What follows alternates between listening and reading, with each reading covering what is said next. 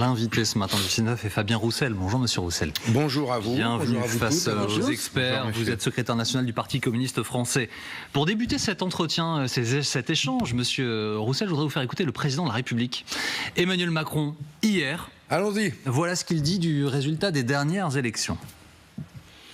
Le peuple d'aujourd'hui, souverain, qui s'exprime par le suffrage, qu'il faut toujours prendre en compte parce que c'est le fait premier en toute démocratie.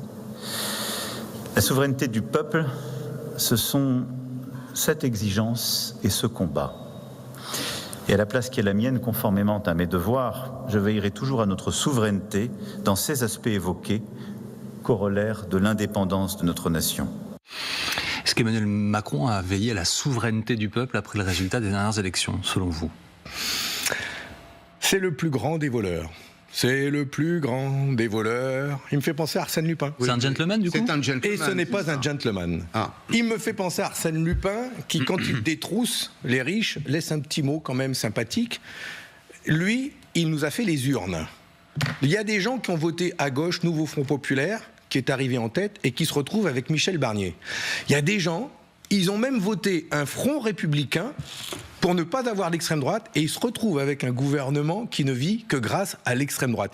Emmanuel Macron, il est incroyable. Vous rentrez dans l'urne avec un bulletin rouge, il ressort, il est brun. Vous rentrez dans l'urne avec un bulletin bleu, il ressort, il est bleu marine. Champion du monde, champion olympique, c'est le plus grand des voleurs. Mais c'est pas de Mais votre ce n'est faute, pas ça. un C'est gentleman. pas de votre faute, Monsieur Roussel. Vous avez torpillé la candidature de Monsieur Cazeneuve, homme de gauche.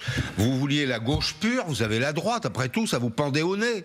Écoutez, moi je veux bien qu'on nous accuse de tous les maux, mais vous n'avez pas été dans les discussions que nous avons eues avec le président de la République, ni avec les autres forces politiques, ni avec les possibles candidats Premier ministre. Je pense à Bernard Cazeneuve, je pense à Xavier Bertrand. C'est vous Je peux vous qui dire ont torpillé non, Cazeneuve. mais pas du tout. Je peux vous dire une Olivier chose. Faure. Attendez, Je peux vous dire une chose. Celui qui a décidé de ce Premier ministre, c'est le président de la République, et tout le monde nous a expliqué pendant des mois que c'était son unique prérogative. Mais ce qu'il faut rappeler aux gens, c'est que le président de la République, quand nous l'avons rencontré, quand nous l'avons eu au téléphone, je l'ai eu plusieurs fois au téléphone, il faisait plus que choisir le Premier ministre. Il mettait des conditions. Il mettait des conditions. Mais Et les il nous a conditions, demandé. c'était la stabilité, justement. Non. Si, c'est non, ce non, que- la stabilité. Non, madame, ça c'est ce qu'il dit aux Français. Alors, Mais alors, qu'est-ce qu'il vous a dit à vous? Le man cambrioleur qui vous parle, ne vous laissez pas avoir Alors, par les belles paroles. qu'est-ce qu'il Ce vous a qu'il nous a dit dit au téléphone, il est hors de question de remettre en cause mes réformes. Il est hors de question de revenir sur la réforme des retraites à 64 ans. Hors de question. Il veut la stabilité économique. Hors de question d'augmenter le budget de la nation, le budget de l'État pour répondre aux besoins de nos concitoyens, pour ouvrir des écoles, des hôpitaux, des maternités, par exemple. Et donc, creuser à la partir- dette. Oui, mais à partir mais de ce pourquoi, moment-là, pourquoi il peut à dire ça, partir le de président de la République? Il peut dire ça, le président de la République, parce que le soir du deuxième tour des législatives, on a un Jean-Luc Mélenchon qui va à la télévision et qui dit ce sera le programme, rien que le Oui, mais- programme, et tout le programme. Et à partir de ce moment-là, l'ouverture Oui, au mais c'est centre parce de la que- gauche est ratée. Parce que ce qu'on entend de l'Élysée, c'est que vous faisiez partie, vous, Fabien Roussel, des personnes qui discutaient le plus avec le président de la République. D'autres avaient totalement fermé la porte. Alors d'abord, nous avons tous discuté avec le président de la République. Nous sommes même allés en délégation avec le président de la République, avec Lucie Castet, avec les forces de gauche et écologistes. Et Lucie Castet a bien dit clairement, elle a parlé en français, je crois, au président de la République pour dire que la gauche, et elle, si elle était nommée Première ministre, ferait des compromis sur le programme du nouveau Front Populaire, travaillerait à construire des majorités avec d'autres, et nous l'avons toujours dit. Vous pouvez écouter Jean-Luc Mélenchon, que Jean-Luc Mélenchon, et rien que Jean-Luc Il n'y a pas Mélenchon. que lui. Mais moi, je peux vous dire qu'il y a des forces de gauche c'est lui le écologistes, patron. il y a des propositions que nous avons mises sur la table, et nous avons clairement dit que nous avions des lignes rouges, et qu'à partir de là, nous étions prêts à construire. Et nos lignes rouges, elles sont claires. Les Français, ils attendent Mais du Monsieur Roussel, il changement. n'y avait pas que Jean-Luc Mélenchon. Je veux dire, Roussel. pardonnez-moi, mais Madame Panot, qui est la patronne des députés La France Insoumise, nous a dit sur ce plateau la même chose. Tout le programme. Monsieur Bompard, pareil, nous a dit il n'y aura que le programme, sinon c'est rien. Écoutez, Donc non, mais c'est vous important. pouvez- Vous nous dites, vous, ce pouvez matin, me que faire- vous étiez prêt à des compromis. Oui, mais il n'y a pas que moi qui l'ai dit. Invité Lucie Casté, je ne sais pas si elle est déjà venue sur votre plateau, mais à chaque fois qu'elle est invitée, elle le dit, le réexplique, etc. Mais il y a ce mauvais procès qui est fait par les macronistes qui, dès qu'il a nommé Michel Barnier, a dit « Ah ben c'est pas de ma faute, je suis obligé parce que ils n'ont pas voulu de Bernard Cazeneuve ». C'est quand même gonflé de sa part. C'est un gentleman cambrioleur. Il a braqué les urnes, il a braqué le résultat de ces élections législatives. Et aujourd'hui, je vous invite à lire le journal L'Humanité et cette enquête qu'il y a du Secours populaire français sur la de pauvreté qui se rapproche du SMIC dans notre pays. 48% des Français, un Français sur deux, dit qu'il lui est arrivé de ne pas faire 3 repas par jour. 31% des ouvriers disent vivre sous le seuil de pauvreté. On peut être aujourd'hui en France ouvrier et sous le seuil de pauvreté. Ils votent pour le Rassemblement national. Vous ne pensez pas que ces questions-là sont les priorités que devrait avoir un gouvernement, un président de la République, et pour nous, c'est notre priorité. Tout ce que nous pourrons faire, tout ce que nous pourrons arracher, même dans l'opposition, même face à un gouvernement de Michel Barnier, nous ferons tout pour arracher des avancées pour le monde du travail, pour nos services publics, pour les salaires. Vous avez fait une interview hier dans l'Humanité, vous expliquez que vous entrez en résistance. Ça veut dire quoi?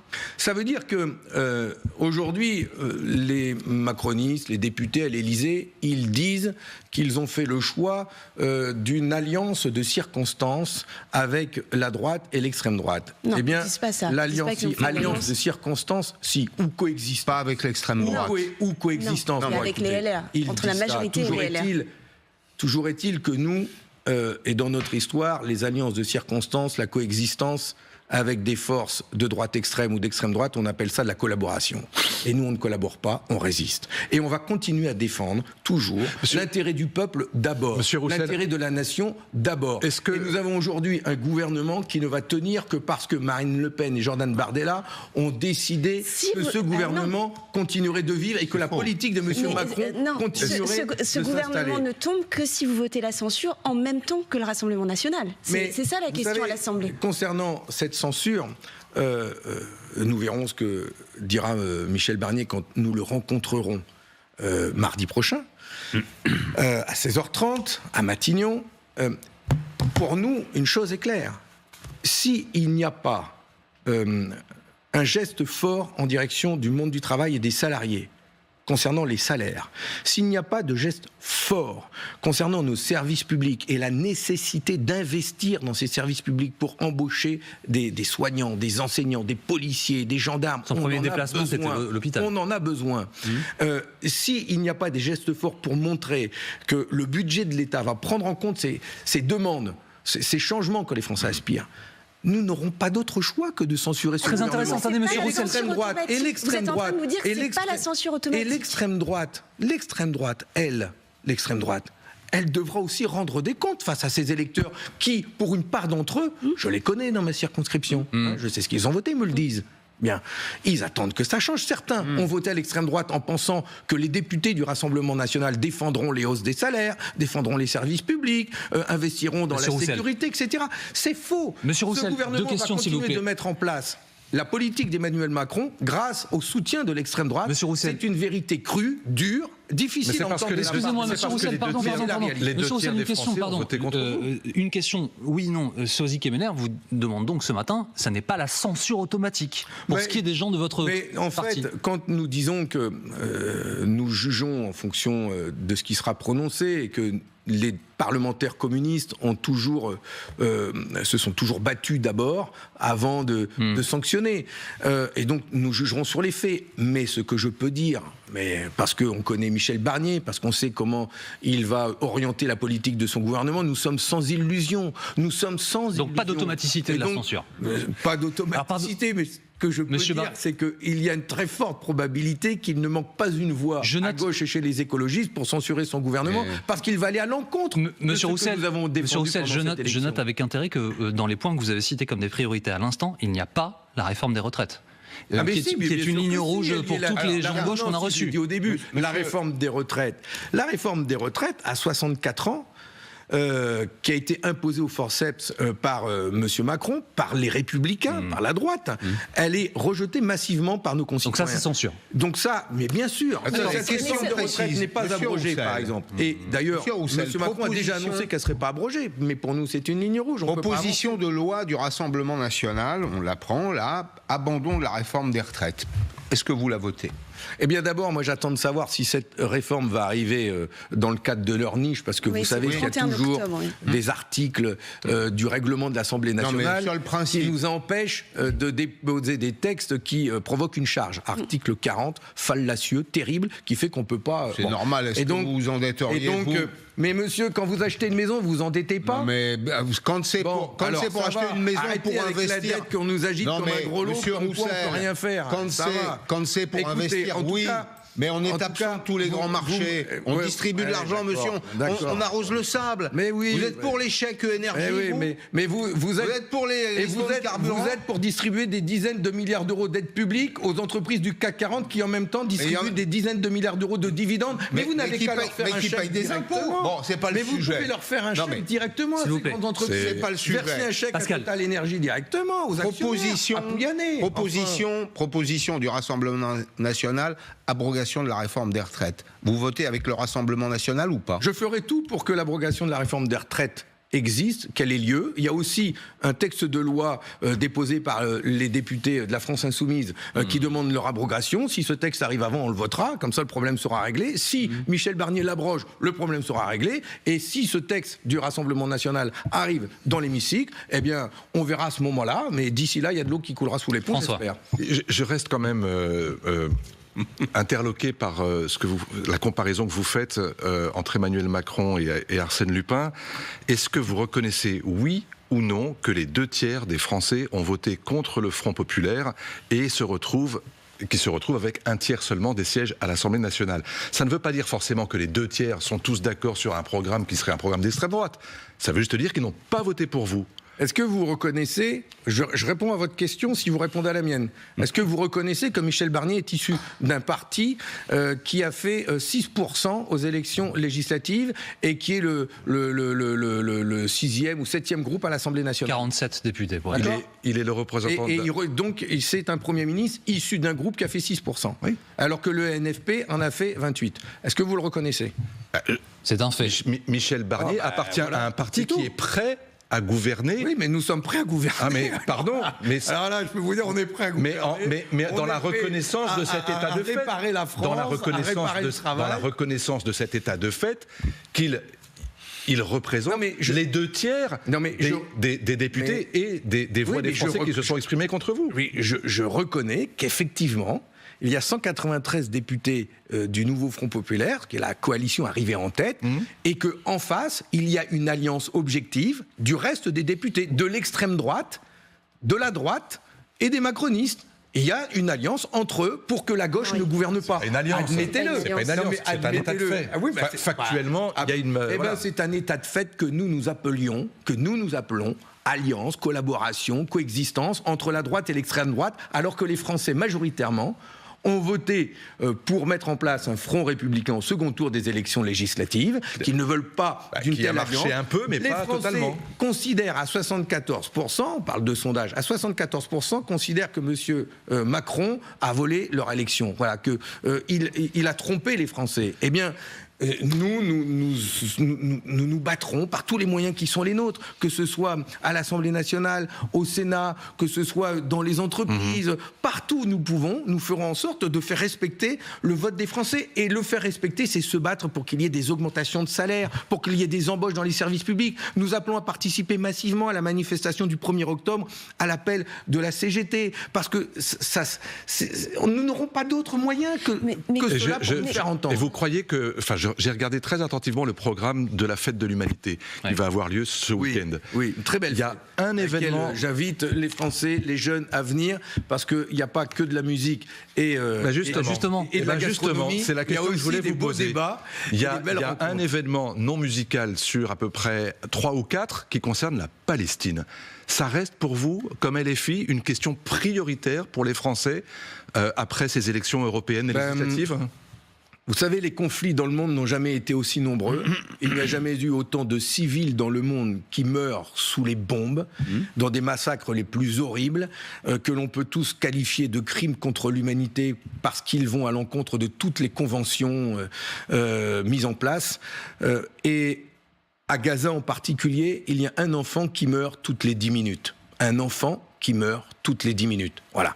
Et donc, faire en sorte que le peuple palestinien soit respecté, faire en sorte qu'il y ait un cessez-le-feu, faire en sorte que les otages soient libérés, faire en sorte que la France reconnaisse l'État de Palestine pour qu'il y ait enfin un État palestinien dans les frontières de 67 avec Jérusalem-Est comme capitale à côté d'un État israélien, reste notre priorité, notre combat. Et donc ce combat, pour que ces deux peuples puissent vivre en paix, l'un à côté de l'autre, avec une Palestine libre, démocratique et laïque, comme l'a défendé Yasser Arafat. Oui, c'est le combat dans les manifestations du week-end dernier, quand on entendait l'un des animateurs dire qu'il fallait faire l'intifada de Paris jusqu'à Jérusalem, c'était pas vraiment ce que vous êtes en train de me dire. Merci de le dire. Et donc, ce que je viens de dire, c'est ce que nous disons à la fête de l'humanité. Et donc, c'est le combat que nous portons, qui est un combat historique et qui est d'une cruelle actualité quand on voit ces images de massacres. Et donc, que faisons-nous? Que fait la France? Pourquoi ne met-elle pas toute sa diplomatie en œuvre? Elle qui est membre permanent du Conseil de sécurité de l'ONU, si elle reconnaissait l'État de Palestine, si la France... Qu'est-ce qu'on peut faire? Non, mais sur le plan diplomatique, reconnaître l'État de Palestine, c'est formidable, mais c'est une coquille vide. Non, c'est pas formidable. Non, mais attendez, c'est un geste laissez-moi aller au bout. Diplomatique, qu'est-ce qu'on peut faire concrètement? Vous voyez bien que le conflit est enquisté. Vous savez comme moi que les forces laïques ont totalement disparu du côté palestinien. Vous donnez le pouvoir aux Palestiniens aujourd'hui, vous leur donnez l'occasion de voter. Majoritairement, ils voteront pour Hamas, des partis dont vous réprouvez vous-même la raison d'être, la stratégie. Détrompez-vous, faites comme moi, allez sur place comme moi je l'ai fait d'ailleurs. Non mais je l'ai fait tout de suite. 40 ans. Je l'ai fait au printemps dernier. Nous étions la première délégation politique française à nous rendre sur place, avec notamment l'association de jumelage entre des villes palestiniennes et israéliennes que les communistes mettent en place depuis près de 40 ans maintenant. Nous avons une histoire là-bas très très forte de solidarité auprès des Palestiniens et pour l'amitié entre le peuple israélien et le peuple palestinien. Nous avons cette histoire-là, dont nous sommes fiers. Et je vais rencontrer, là, dans les jours qui viennent, avec l'ambassadrice de Palestine, les ministres de l'autorité palestinienne, nouvellement mise en place, pour parler avec eux des moyens de sortie de crise et de ce que la France peut faire. Mais j'ai rencontré le Premier ministre palestinien à Ramallah, justement, quand j'y suis allé. Il nous le dit, ce que la France peut faire, c'est de peser de tout son poids pour que plus de pays reconnaissent l'État de Palestine, ce qui empêcherait Netanyahou d'aller, de continuer à mener ces massacres. Et enfin, il y a l'accord de coloniser. Il y a encore, mais je sais, ça l'empêche pas, hein. Je sais, mais la colonisation des territoires occupés, la situation dramatique des populations dans les de réfugiés dans les camps de réfugiés. Cela devrait normalement mettre en œuvre toute notre diplomatie au service de la paix et d'un cessez-le-feu. Merci beaucoup Fabien Roussel d'avoir été avec nous ce matin en direct dans le 6-9 sur LCI.